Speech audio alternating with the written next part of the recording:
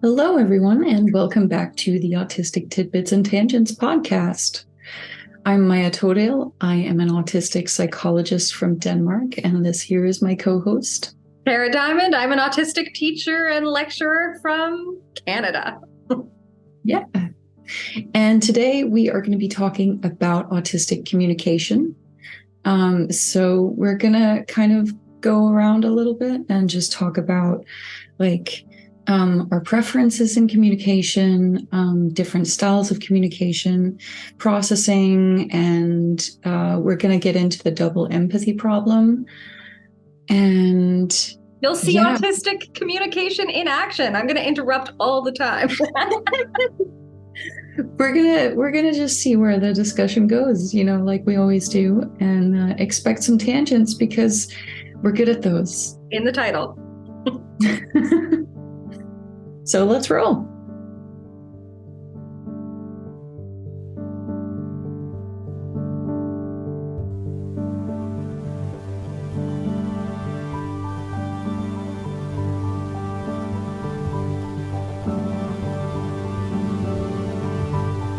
Welcome to Autistic Tidbits and Tangents. Candid conversations between autistic off-hour professionals. Cool.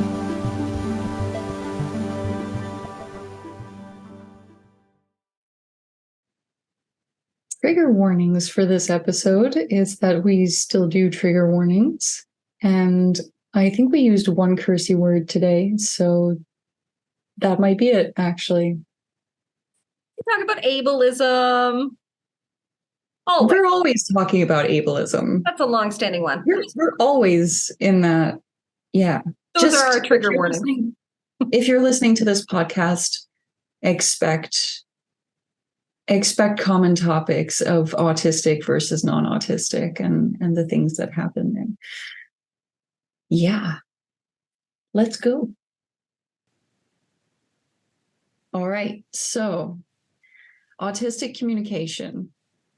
The first thing that I always think about is communication is such a foundation for human interaction, because communication isn't just verbal communication, it's also, everything else. Oh my goodness. I have to tell you the funniest story. Here's our first tangent. Yeah. So recently I was teaching my youngest group of students who are all autistic about nonverbal communication. So we were acting out different things that you could say, like, I don't know, it's like a shrug. We were just practicing, can we communicate this nonverbally? And I forget what one of the prompts was, but it was something like, I want to be alone. And one student did like a brushing the air, what you would think. And then another student says, I have another one, and stuck up his middle finger.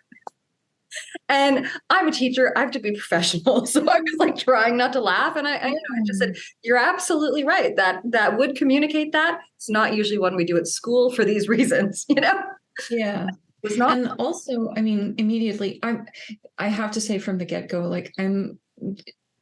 I'm the one of the two of us that was diagnosed a bit earlier. I was diagnosed when I was 16. Kara is far more recently diagnosed. 2021. But we are still both very well trained in the communication of neurotypicals, aka autistic masking. Yes. I've been studying movies since I was a kid. I definitely got some weird 1940s movies habits. Sometimes people think I have a little bit of an accent, and I think it's I have a slightly affected speech because of it. Actually, one of the reasons my English is the way it is that I copied what I heard as a child.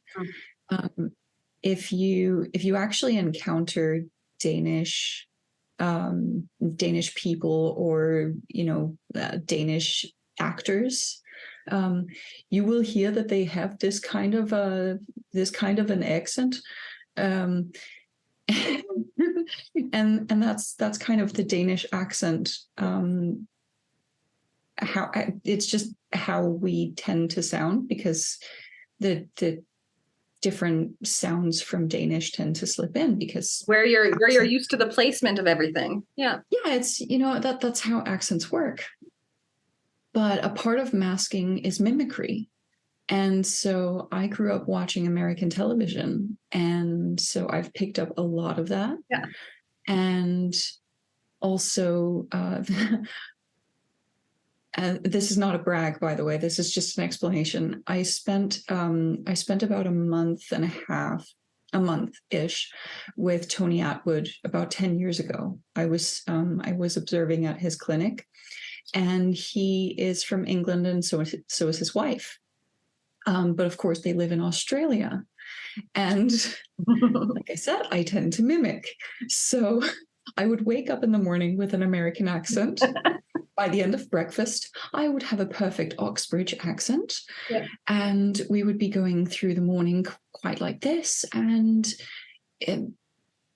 just keep going quite like that. And then, I would start encountering the clients throughout the day. And then I would start to have kind of a mixed, a little bit of this, a little bit of that. And my accent was just all over the place. Like a chameleon, an accent chameleon. Yeah. And it even happened one time when I was in Ireland. I was only there for 2 days, but like there was a recording of my keynote from that conference. And I don't know what my English is doing. I want to see that. Oh my gosh, you have to share that privately with me. I think it's not public, but I'm not sure. But there is a recording. You'll show me. And my accent is all over the place. So that's one of the ways in which I mimic quite a lot.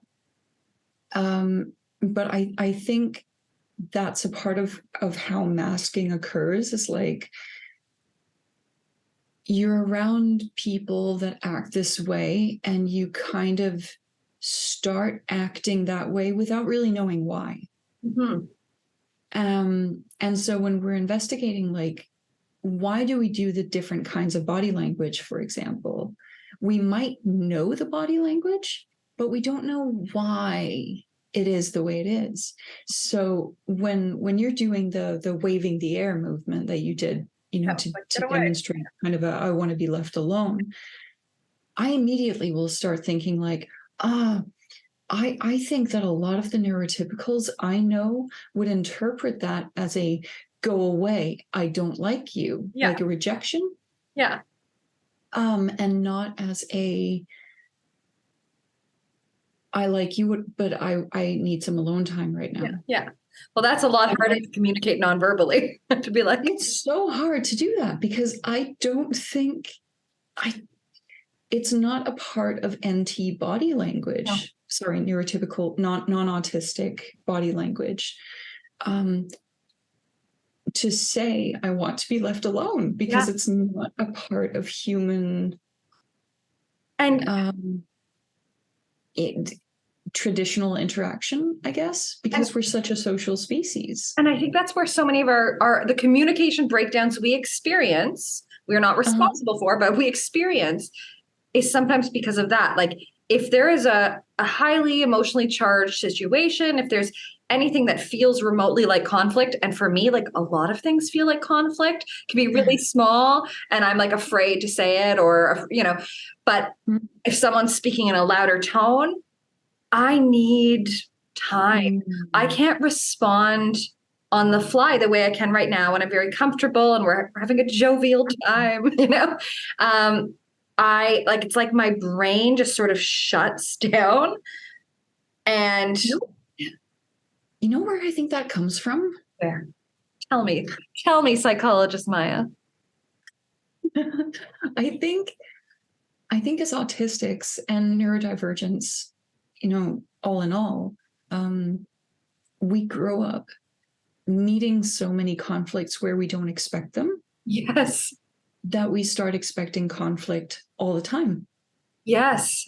And just feeling vastly unprepared for all of them. Yeah. And then I would say, and this is not to get into personal stuff, but I mean, growing up with the mothers we grew up with, this is something that we've discussed privately. I think there's some extra unpredictability because our parents, our primary caregivers, were not autistic. And just express themselves in a different way than we do, right? Like, yeah. and that creates, I think actually it was easier when I was a smaller child, because you get forgiven for more things when you're a small child. Whereas when you become a teenager, Yeah. You're you know, expected to know. You're expected to be better at this. Yeah, you're expected to now understand the complexities that non-autistic teenagers do, and we just don't. Yeah. And that just creates conflict and conflict and conflict. And then we end up kind of walking on eggshells. And I have a very heightened freeze response. You know what I mean? And I can't find my words. Like I have situational mutism for sure. Anytime something really is a conflict, but I have to practice. I have to be prepared. You know, I role play so many things to be ready for. And then there's always things that you haven't anticipated. There's always variables you cannot prepare for. And then you're stuck, like personal experience, you're stuck breaking up with someone in a park and you're like, oh shit, what do we do now? Like, do we walk in other directions? I used an exit line once. And then they kept talking. And then I was like, how do I get out of this? I don't know what to do now. I have not prepared an alternate ending to this situation that I played out of my mind. And so that was what I said. I said, what do we do now? How do we end this with dignity? Do you go one way? I go to the other. I just said it. No, that's relatable. But I think the role-playing things in our heads, preparing almost scripts for the conversation, I think that's one of the things that are most common about autistics, is that because we don't know necessarily what to expect, we will prepare, script A, script B, script C, etc., and be like, okay, so this is script A for how I say hello to someone. This is script A for how I introduce myself to someone new, or these are the scripts for being in a shop. These are the scripts for. I work with a wonderful child and youth worker. So she's in the education system with me. And we've worked together for about 12 years now, which has been the best accommodation I could ever ask for, because she is really savvy with this stuff. She understands me. She understands children. She understands the parents. She will read over my report cards and let me know if there's a word I should change because it might not land as well with the parents. And anytime I have a difficult phone call or a parent interviewed it, she will help me practice. And I will say, what do you think I should say? What do you think? How do I say this the right way?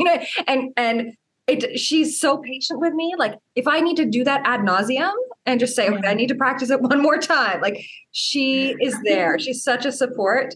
I probably would have discovered my autism a lot earlier if I didn't have this incredible support collegial relationship, where I felt capable because of our interactions and how she supported and encouraged me.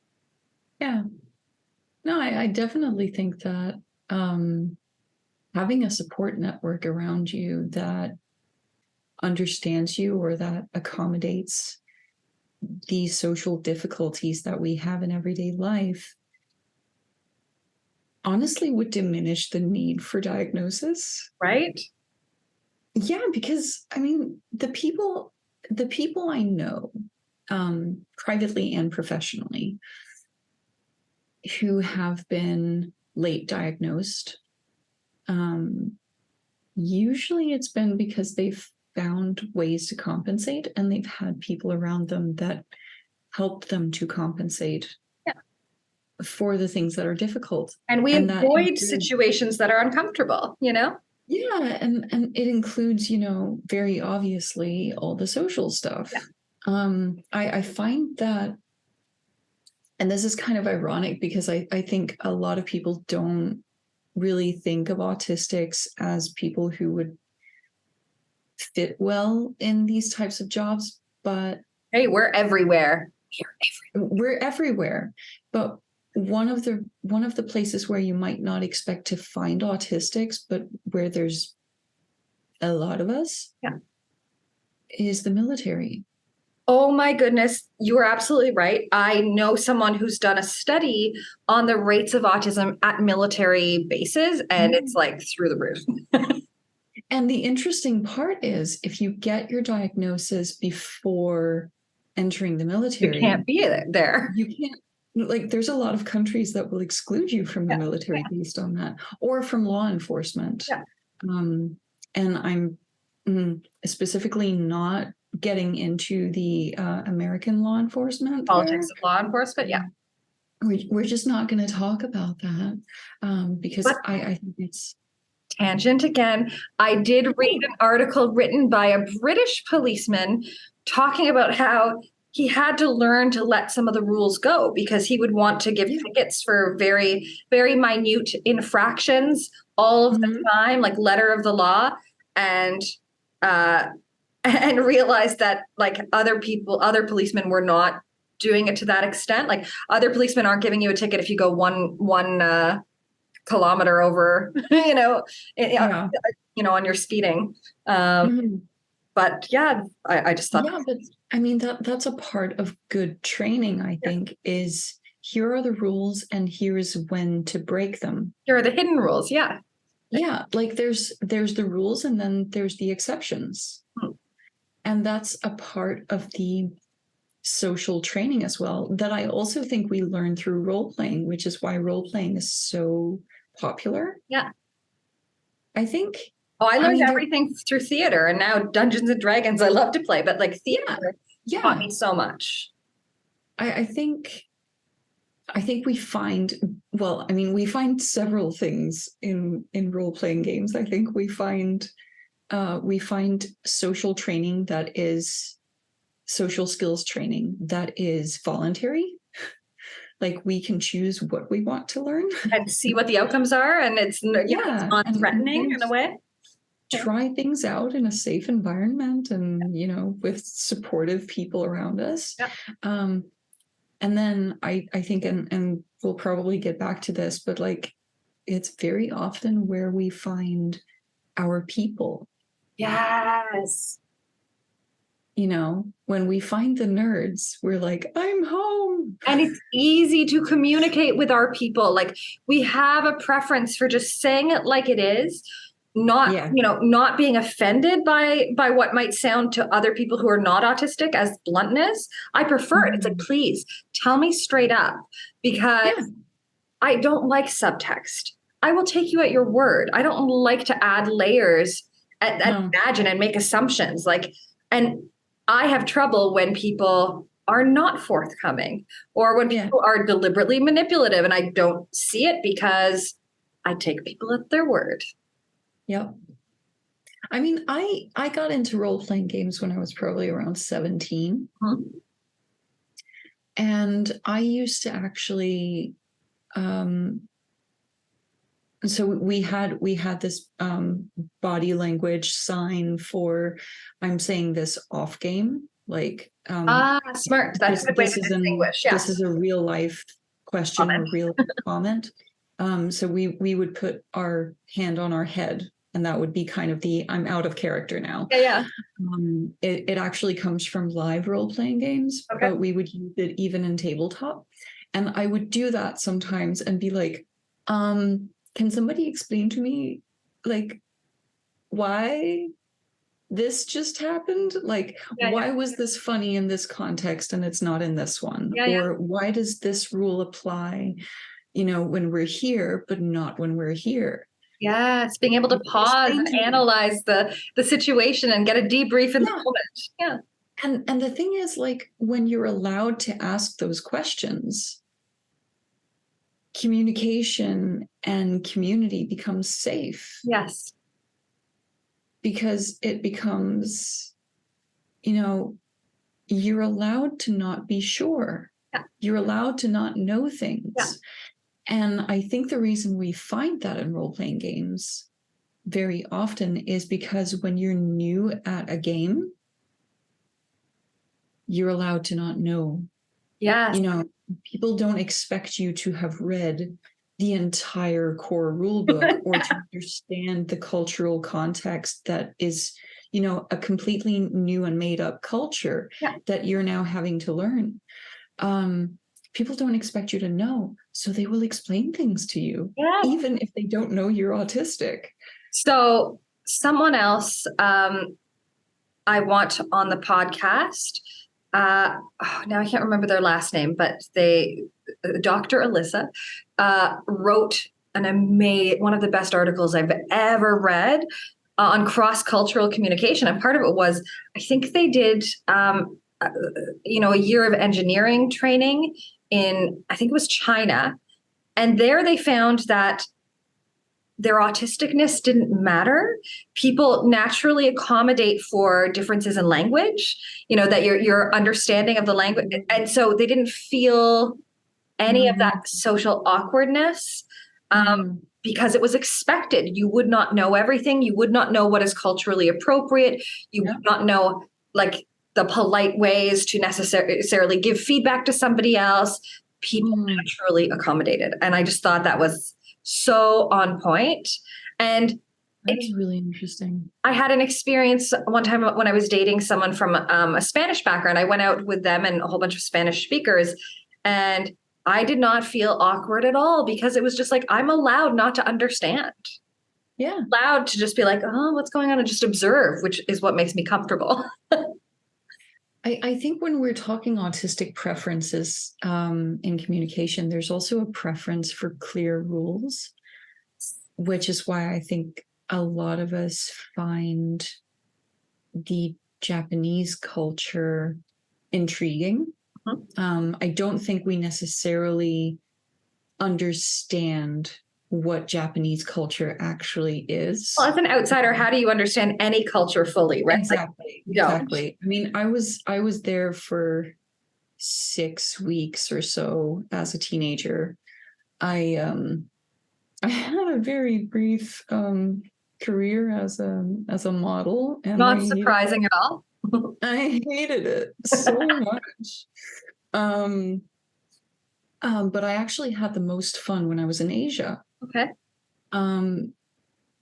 Which is kind of ironic because that was also the hardest work. Yeah. But it was also the cleanest, safest environment because you were so protected. We had managers around us all the time. We had managers that would pick us up at the hotel. Like all models would be staying at the same location.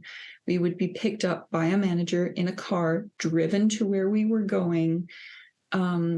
They would help, communicate with people who didn't speak very good English. And so there was just so much safety around. And there was never a time, which is what would happen in Europe, where you would be put in an uncomfortable situation that you weren't prepared for. Yeah. So like in Europe, I've had photographers suddenly, when I showed up on location, being like, oh, it's a nude shoot. And I would be like, no. I'm 16 years old. I specifically have in my contract that I do not do nude pictures. Like, what?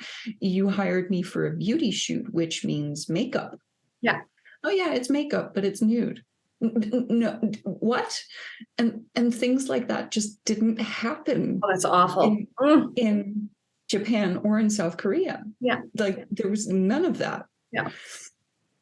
And I think what I found, because obviously I wasn't living there, I was working like somewhere between 10 and 13 hours per day. Yes. Wow. And so I've kind of had a work month there, but I've not immersed myself in the culture. But I still found it so comforting just to know there is a rule that when you say hello, when you say goodbye, you bow. When you give or receive anything, you use both hands and you bow. These are the things you're supposed to do. It helps make things predictable. Yeah. It's very predictable. And those are just simple surface level rules. Yes. But they're also easy, even just as a tourist or as a, very brief visitor to the culture, to pick up and be like, okay, I'm going to do this. And that is how I'm going to show them that I'm trying to respect your culture. I'm trying. I might not do it perfectly. Yeah. But I'm trying, and they will appreciate that you're trying. Yeah. Whereas when you are in your own country with non-autistics, they expect you to know all those underlying the minutia of rules. rules. I know. I also think like you and I, because again, we have been very immersed in neurotypical culture. When we first started corresponding by email, I think we've talked about this before, but I think so too, yeah. Our emails were so formal, the first ones, and long. Oh, yeah. We probably agonized over how do I say this so it is clear for this other person? Because at the time I didn't know I was autistic. And so we thought there was like a cross-cultural thing going on. And then eventually we like dropped all of that. And now our emails are like one sentence, no greeting, no sign off. We just like say what needs to be said. There's nothing to be offended by. But also like once we started communicating, via chat, and I think it was maybe the second or third time that we spoke on Zoom that we were like, oh wait, we click. This is fine. This is fine. And now it's like, I think we both understand the flexibility that we need from each other. And we both know that it is just there. Like we feel kind of safe to expect flexibility. Exactly. Which we don't, oddly, because very often people will be like, oh, autistics, they're so like rule bound and and yeah, in some ways. But I also think that when you know you're autistic and when you know what your support needs are, you also become more willing to adapt to other people's support needs. And you and I have no problem saying like, let's tentatively have a Zoom or maybe record on, let's say, Friday. But if anything comes up, like no problem. Like if I'm exhausted, you're exhausted, there's no apologies needed. It's just like, can't do it. Okay, I understand. Right.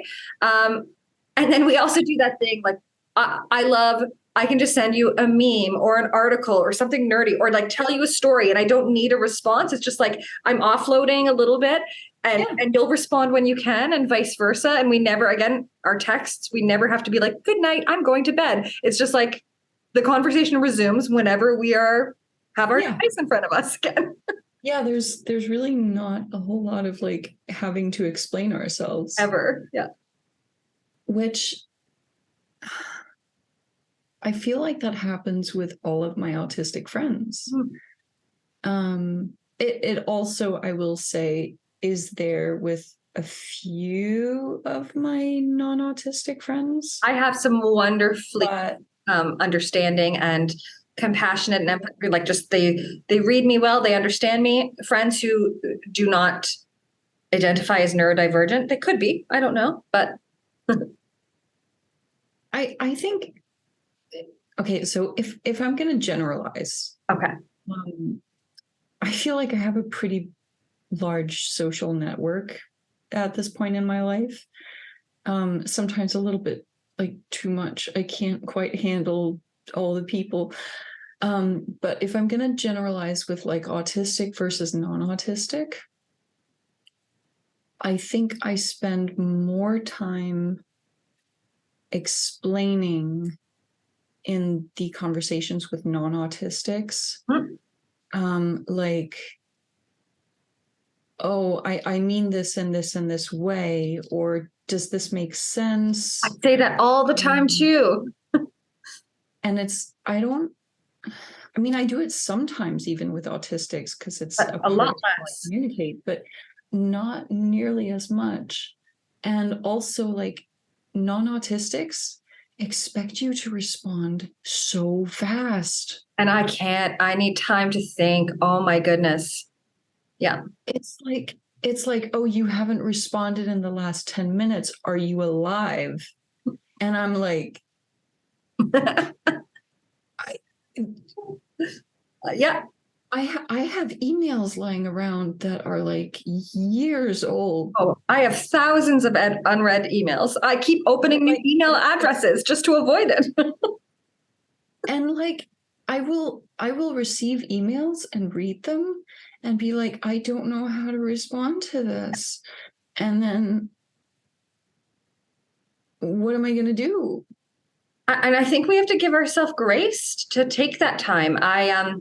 Every year in my first few years as a teacher, every year I had like a mantra, something I felt I needed to personally work on. So I think my first year I really wanted to work on patience, and I thought of I think it's a Russell Barkley quotation: children who need love the most often ask for it in the most unloving ways. And I had a few things, like the next year was like, remember, in every interaction with adults, that person has an ego and you don't want to do anything to like spike that ego. So it was just ego. I just remembered ego, be mindful not to trigger someone's ego. And then the next year, I really wanted to work on my anxiety spikes with communication demands. And I came up with, so it's an acronym, ARG, but it stands for accept that they have made this demand or said this thing that makes you uncomfortable. Accept, reflect, like take the time that you need to really calm down your nervous system so that you are then ready. So accept, reflect, respond, so that you are ready to respond. And then it equals good health. So ARG, accept, reflect, respond, good health. That's awesome, though. I like that. Yeah. I like that a lot. Yeah. What else did I want to say about communication? Yeah, like our preference for direct, our preference for honesty, not necessarily imbuing things with subtext. Oh, I think you had said that you don't have to say as much to autistics. Like, does that make sense? I think it's also because we are not afraid to say, hey, can you explain what you meant?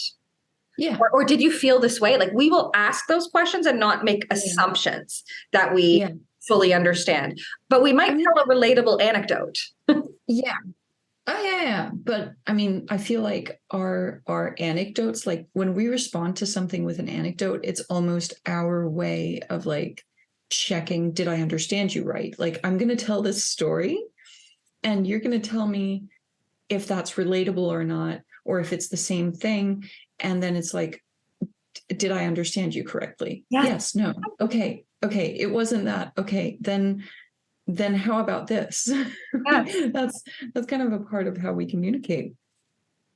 But I think this whole thing with like autistic communication, I put a model of it in my first book, where it's like autistic versus non-autistic communication.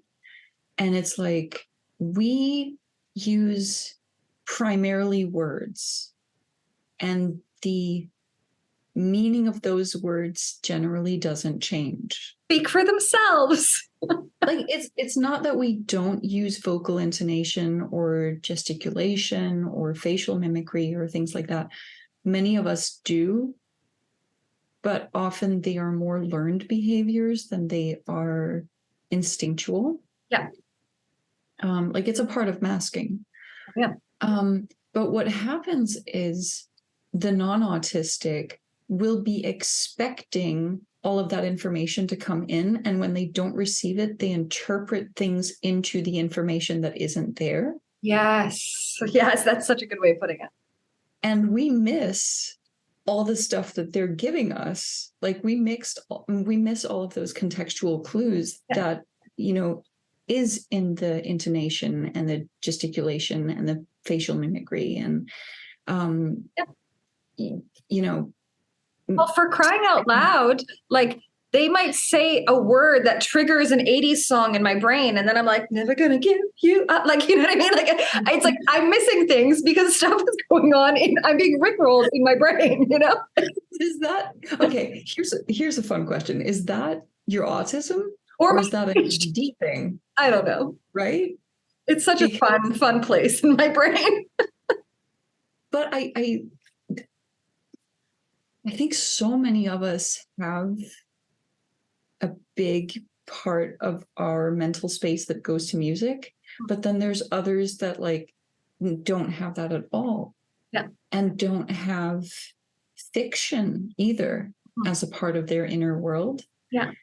And the ones of us that use it, I think, are generally more prone towards masking and mimicry. Interesting. I mean, that's not It's based an on interesting theory. research. It's an interesting theory. That's just an observation. Yeah. And it's a very small sample. Like I know a bunch of autistic people, but I don't know that many. But I think the more socially motivated, Yes, we tend to also have music and fiction and vivid internal worlds. yeah, a whole lot. And like we retreat to those places too for comfort, for Absolutely. Absolutely. And then I know a couple of autistics that are very tightly bound in reality. There's nothing outside of that. And I don't know why I use that phrase, but it's like I've seen one of them start dancing once when he was really drunk. That's the only time that I've seen him like relax around people. Yeah. In a visible way. Yeah. Other than that, the only relaxation that I see him find is when he retreats. Yes. To be by himself. And he's very with facts and numbers and systems, things that he can understand and, have logic, a lot of logic to them. Yeah, exactly. And I think that is such a strength in autism. Yes. But I'm also interested in like how much I say like a lot. I do too. I'm sure if my dad listens to this, he's counting the likes or the ums. And sorry. It's a thing that I've picked up. I don't like it.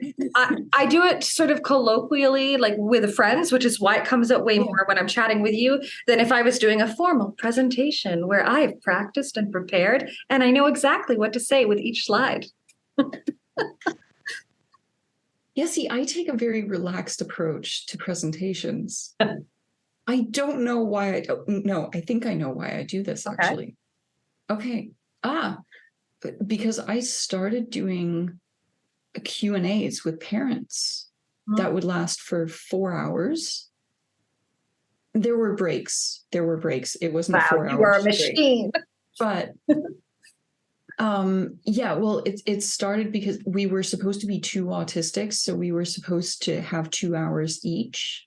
Yes. Minus the breaks. But the other person didn't show up. So then it was just me. What a lucky audience. And it was these groups of like 20-ish parents of autistic children, and it would just be Q&As.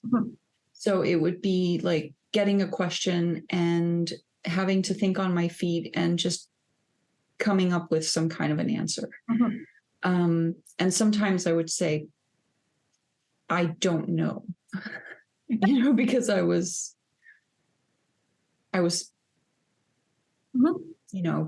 like 20. Yes. 19, 20, 21 years old at the time. Yeah. So there's a lot of knowledge that I've picked up since. Of course. But in the beginning, it would be like, I don't personally relate to that, so I don't know how to respond. Yeah. Because I only had my own experience to draw from. Yeah. But I think that environment means that now I don't know how to do a strict presentation. I don't know how to do stuff that is very strictly scripted. Yes, interesting. Because I'm used to having to just adapt. Yeah. So I will end up doing these slideshows that are just, they're kind of there. I make sure that I put my points on the slides because otherwise I'll forget. I know, it's your roadmap. Like I love slides to keep me on track. Yeah. So I don't get too tangential. But I don't know exactly what to say necessarily. I just kind of talk. Yeah. And see what comes out. And sometimes I will go off on a tangent. Sometimes I become hilarious. Like I find the more nervous I am, I become funnier and it calms me down. Like I'll tell a joke and I will laugh at it. I don't care if anyone else laughs, but then I'll be like, ha, ha, ha, I feel good. That was my little dopamine release. That's another thing that I really picked up from those parent groups. Yeah. Because obviously a lot of those parents were neurotypical as well. About half were probably autistic, Yes. diagnosed or otherwise. Yeah. But I really found that with the non-autistics, they needed humor to break things up. Mm-hmm. They needed that kind of release of being able to laugh at something. Yes. So I started like putting little jokes in here and there, or trying to make something funny that wasn't necessarily funny at all. Yeah. No, it is a good outlet. And I think like storytelling speaks to everyone. I think it speaks to us as autistics. It speaks to neurotypical people as well. Stories are what make the message stick. I had another thought. It'll come back to me. Something about communication. Obviously, this whole thing is about communication. Okay. It might be. Okay. Well, I don't think we quite finished talking about processing time. So there's both that kind of anxiety of walking into a conflict that you haven't anticipated, but I think there's another level to it that's just kind of processing, is like we need time to analyze. Yes. Not just the message that we've received, but also to structure the message that we give back. Yes. Because there is, and this is part of why I speak perhaps more slowly than a lot of other people. And I speak fast to get out all my thoughts. It takes a while to kind of grab the thought that I'm having. Yes. And put it into words that are accurate enough that I will actually be able to say it out loud. And sometimes, and this is because I'm also ADD, I have to do it in fragments. Yes. Because otherwise it's too much. I know exactly what you mean. And like my thoughts can be like a runaway train. Hence why if I have a thought or you've just said something that triggers something that I want to say, I'm like, oh, sometimes I interrupt, or it disappears like just happened, 2 minutes ago when I was like, I had something, it's gone. I don't know, fell out of my brain. But I also find another layer to the processing difficulties. For me, I'm pretty sure I'm alexithymic, and I feel your feelings before I feel my feelings. I pick up on your energy. If you're having a terrible day, if something tragic has happened, I feel all of your feelings, not my feelings about it. It means like I have deep empathy and I'm very good at helping you in those moments, but I can be very disconnected from what do I need? What do I want? What is like, how am I actually feeling? And so it's fine when I'm a supportive friend. It's hard when it is like a conflict with a partner, you know what I mean? Where it's like, I don't even know how I feel about this. Like I need the time apart to be like, what are their feelings? Put them away. What are my feelings? And sometimes it takes weeks or even months to hit. Yes. And one of my coping mechanisms for this has not always been a helpful one, is that I'll be like, I'll just go with the flow and let them take the lead. And then it's like, sometimes I'm in very uncomfortable situations, but I didn't know how to ask for space or how to process or figure out what I wanted before this happened. Yeah. Or that I could, or that I even could. I didn't know you could ask for those things. No. Right. But I think if you are a socially motivated, kind of people pleasing, autistic, guilty, with, that processing delay, I think that the need to have friends around you that you can check in with, non-autistics do this all the time, but I think our need to have this is actually even increased we need to have those friends that we can write to and say, this just happened. I don't know how I'm feeling about it. Yes. But can you help me check whether this is okay? Yeah. Can you help me check whether it's unreasonable Yes. that I'm thinking about this thing that happened, or that I'm having a hard time letting something go? Yeah. Or, when is it completely, normal, human, reasonable? And when is it, I'm autistic and maybe I missed something in the communication, or maybe I need to check this, or, is this a normal thing in relationships even? And we do have a tendency to think my reaction might be the problem, which is why we check with other people. Yeah. I mean, I have a really good friend. She lives pretty far away in Denmark terms, which is like maybe 2 hours away. Yeah. But we text a lot. And one of the things that she does a lot is we have this like group chat of a couple of girls, and a couple of us are autistic and a couple aren't. Yeah. And it's actually really useful. Yes. So one of the things she will do is she will text like, I'm not sure if it's okay for me to call in sick to work today. She was working at a home for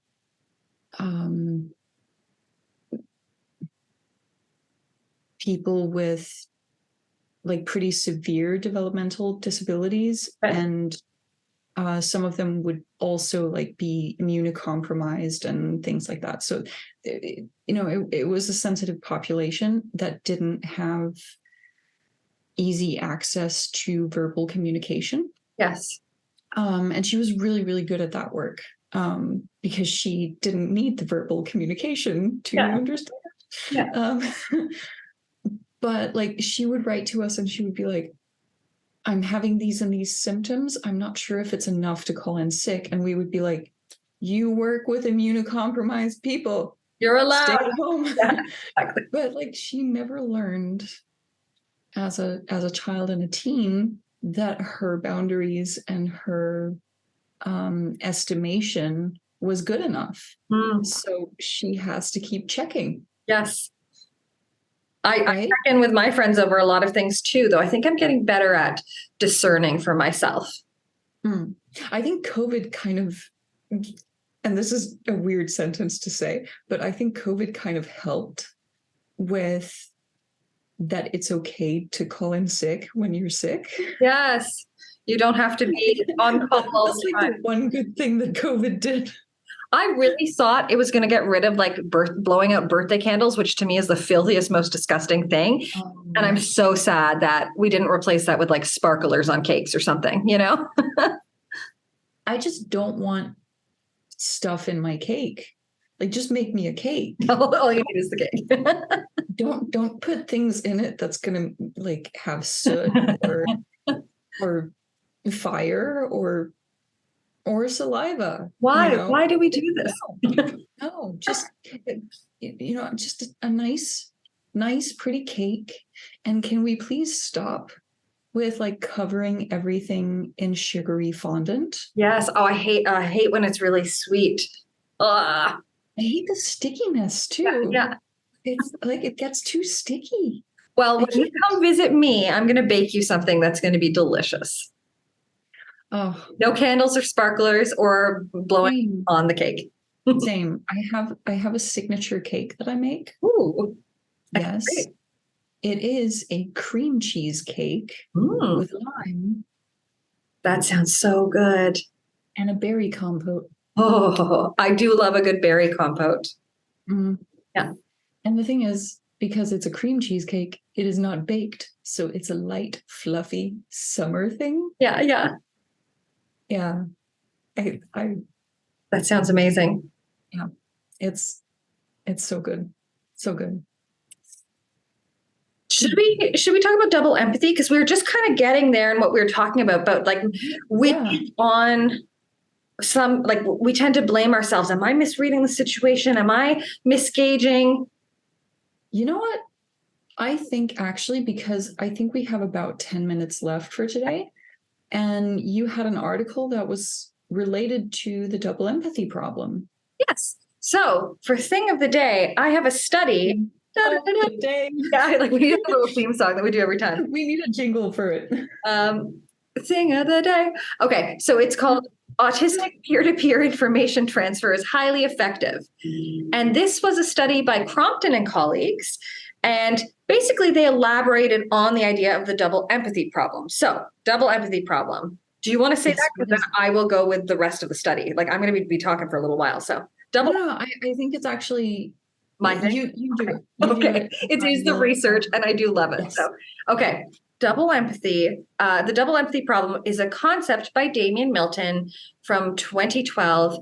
And it's essentially, like I'm reducing it a lot, but it's essentially the idea that in a miscommunication that happens between two people, but he uses the example of a non-autistic person and an autistic person.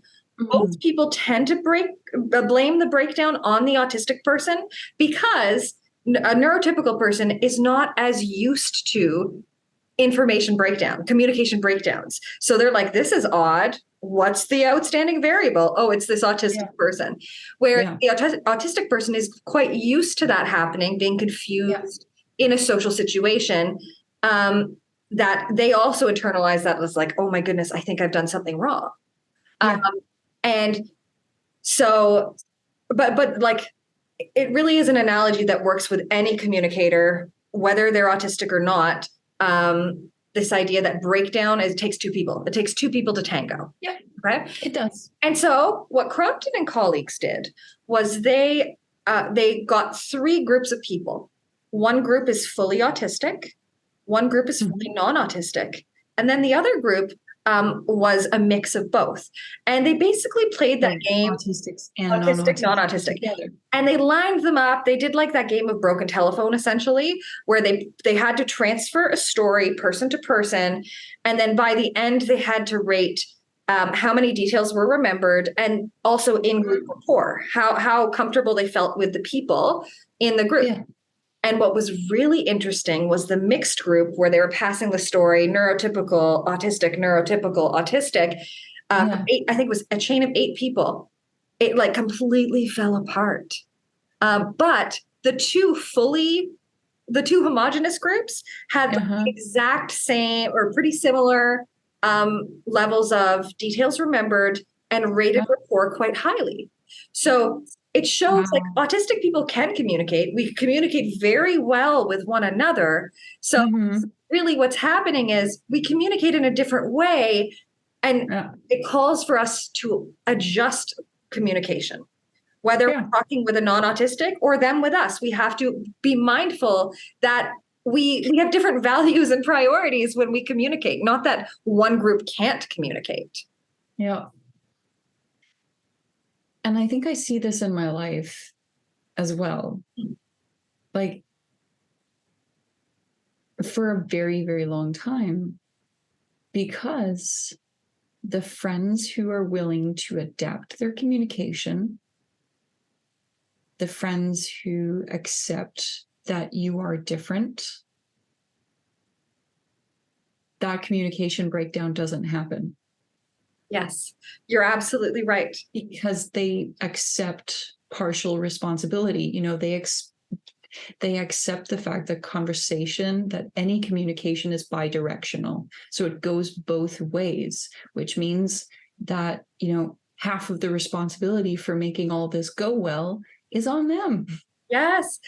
And I have to say, like, I accept that. It's not a problem anymore. No, I have a lovely core group of friends too, who, I mean, during the process of dating the last couple of years, I say I'm dating by committee, but they will give me feedback and they will tell me if something's a red flag. They will also say, like, I don't want to hurt your feelings. So if I ever say anything that's too, and I'm like, it won't hurt my feelings. Like, I'm going to take the information you give me and compartmentalize it, use it if it's helpful.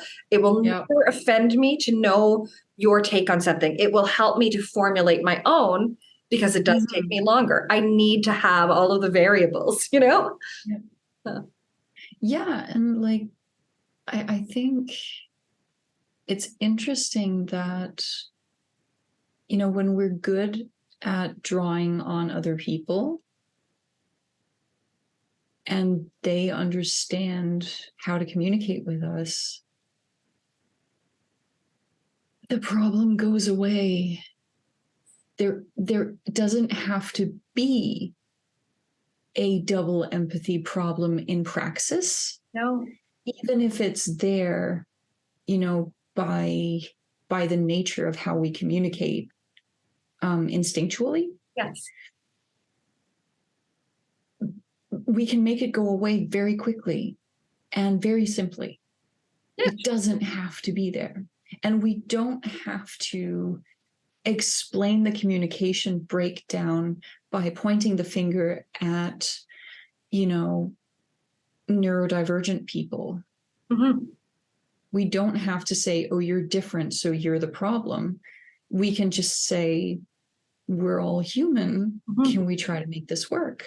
Well, there's a concept in qualitative research called taken as shared. And it's the idea that if I'm communicating something to you, that's one version. How you interpret it is another. And we have to come to some understanding through our dialogue to one common, as close to each other's idea. So understanding that is taken as shared. Yeah. And I think if people walk through life like that, yes, communication does become more effort. Because it does mean that you do have to put in that effort to make sure that you've understood someone. But I also think it would clear up so many misunderstandings before they become a problem, even amongst non-autistics. Mm-hmm. I think non-autistics sometimes are so used to just being able to fly through communication that they forget how bad they are at communicating sometimes. And I think it's why, I mean, I don't know if this happens to you, but I'm one of those people that people just come up to and talk to because I'm a really good listener. Oh, I hate that. I hate that. It happens all the time. It triggers my anxiety so much. I get told people's life stories on the street, waiting for the bus. I have a little old man who calls me, and he's been calling me for 2 or 3 years, started as a wrong number. At the time, he was in a nursing home or hospital. Now he's in a nursing home. But he calls and tells me jokes, and we talk about our lives. But it's like, I've never met this person. I don't know what he looks like. But it's just like I give off something, some approachability. I don't know. You do. You really do. So, whereas I have resting bitch face. I really do. No, I think I actually adopted it a little bit because people used to approach me.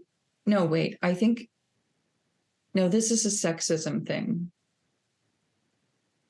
Okay, because when I was young, when I was like a teenager, people would approach me all the time. Okay. And especially adult men. Yeah. Would, and I think I developed this like, don't mess with me look that I wear when I'm in public. Yeah. Yeah. I don't want people to talk to me. I think I have to practice that face. I get so anxious. Like, it freaks me out because I've not reserved the energy for impromptu social interaction. Yeah. That, like, everything just goes completely wrong for me in those situations. Like, I can handle people asking for directions or asking, like, does this train stop here? Like, simple questions like that. Yeah. But if people just start talking to me, this actually happened last summer. Okay. So I was visiting a friend in Holland, along with another friend from the UK. Okay. And my friend from the UK is she's actually also a psychologist. Wow. And she's retired, and she has the friendliest face. She is, she just gives off these like mom vibes. Yeah. The best kind of mom vibes that you can have. And the thing is, because I was with her all the time, people would keep talking to us. Yeah. And I would be like hiding behind her, and she would do all of the conversation. Yeah. Oh, that's. And I would be like, they're talking to us. Why? Make them go away. Make them go away. Make them go away. That's funny. It is so funny, but it's like, I don't know. Because I don't have social anxiety as such. I totally. I have generalized anxiety, but it's not specifically a social anxiety. Mm-hmm. But what I do have is an extreme anxiety response to unexpected social interactions. Mm-hmm. So if I'm just going somewhere, or I'm waiting for the train, or I'm on the train, or whatever, I expect to have to show my ticket. I expect that someone might want to sit in the seat next to me that is empty. Yeah. I don't expect someone to suddenly spark up a conversation and ask me things or want to tell me about their life. I'm ready for that to happen when I'm in the clinic, because then it's my job, and I'm very ready for those conversations then. Yeah. But not, random places in public. Yeah. And I don't actually know that that is an autistic thing, because I think a lot of non-autistics are that way too. I mean, I think that's like introversion, extroversion, I think affects every human being, like wherever wherever you're most comfortable. Yeah. Okay. So can I say one last thing about, okay. So when you and I were about to record today for this episode, I was like, oh, I'm so tired. Talking to you gives me energy. Oh, whereas if, I definitely need breaks if I'm talking to neurotypical. So that's another great thing about talking to someone who thinks in a similar way and has a similar understanding is I actually feel more inspired and more enthusiastic about it the longer we go. Yeah, I get that. Actually, that's a question that we'd written down before we started recording that I think we've kind of touched on, but we've not addressed it directly. When is communication comfortable for us? When I don't have to explain myself, when I can blurt something and know that someone is going to receive that with the good intentions that I actually have. Like they're not going to jump to conclusions, or if they're not sure, they'll ask me. Yeah. I think also like being in an environment where you feel like you are accepted if you start talking about something at length, and that people will interrupt you in a kind way if they don't want to hear it. Yes. That's a good point. Like, so I have a lot of interests that my husband does not care about. He is lovely. We've been together for 17 years. It's a lifelong thing. We do not necessarily share interests or tastes in everything. Like we watch a lot of different TV shows. We listen to a lot of different music. Sometimes there's things we both like and we'll connect on those. But like I'm into K-pop, for example. Yeah. And I have been since about 2008. Yeah. I think. And he does not care about K-pop. He could not care less, in fact, about K-pop. Yeah.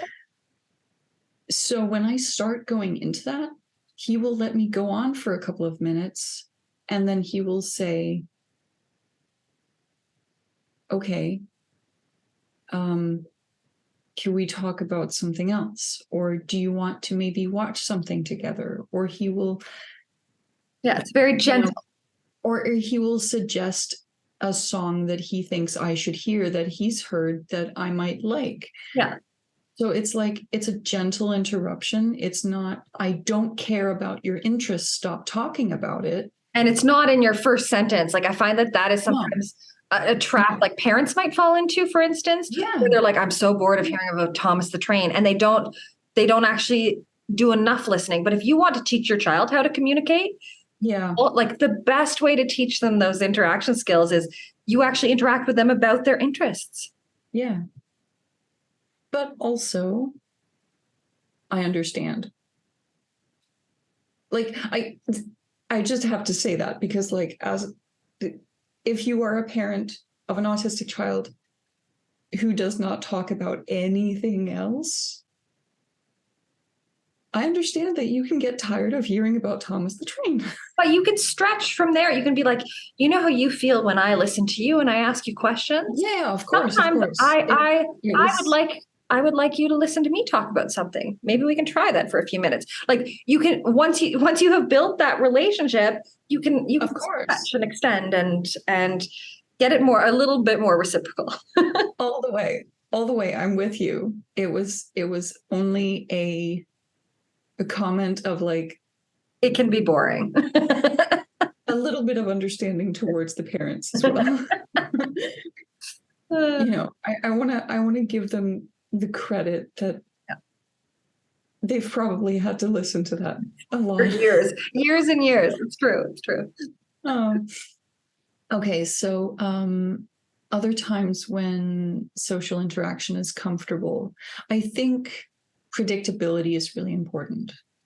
So knowing, for example, it's much easier for me to go and be social if we are meeting for a movie marathon or pen and paper role playing or board games or, some kind of activity. Okay. Because I find that gives these social interactions some structure. Yeah. Like, I know kind of what is going to happen. And I know kind of how long I can expect it to go on for. Yes. Whereas someone calling me,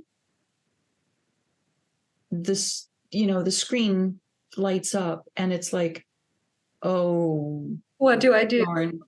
Yeah.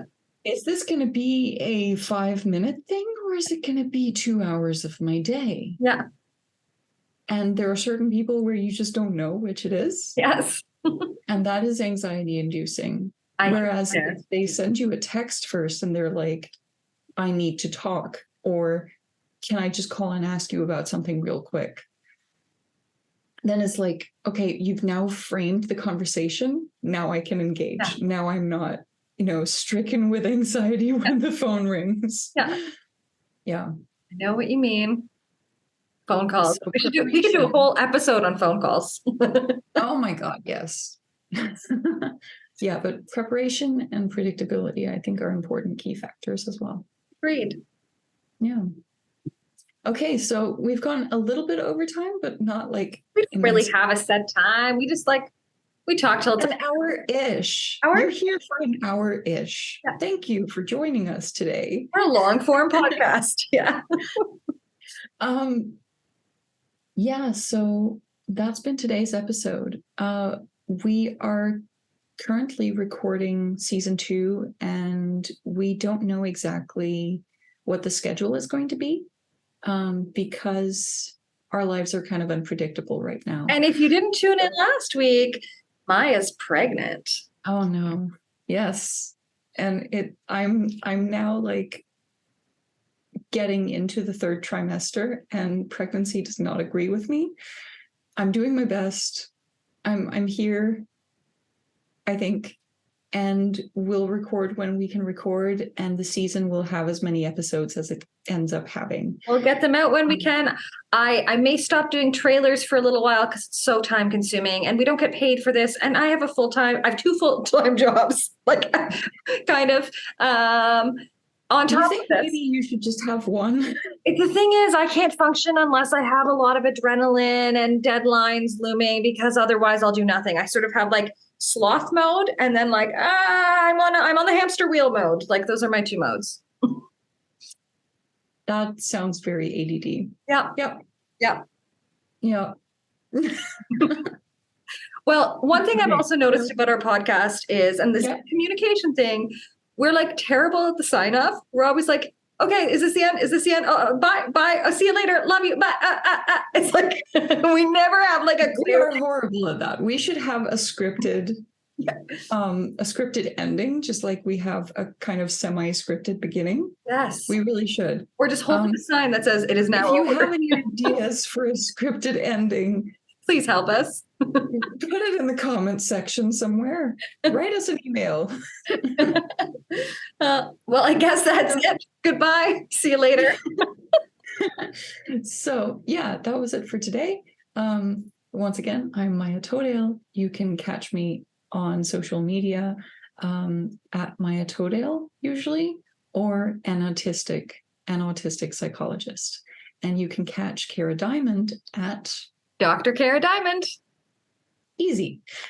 So yeah, write to us if you have ideas or feedback, or or if there's something particular that maybe helped you a lot to hear, or that you would like to hear more about.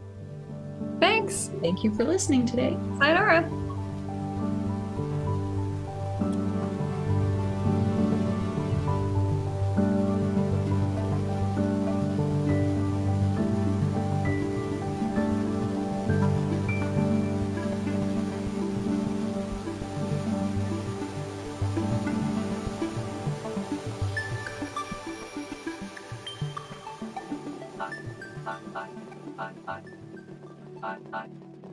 Autistic Tidbits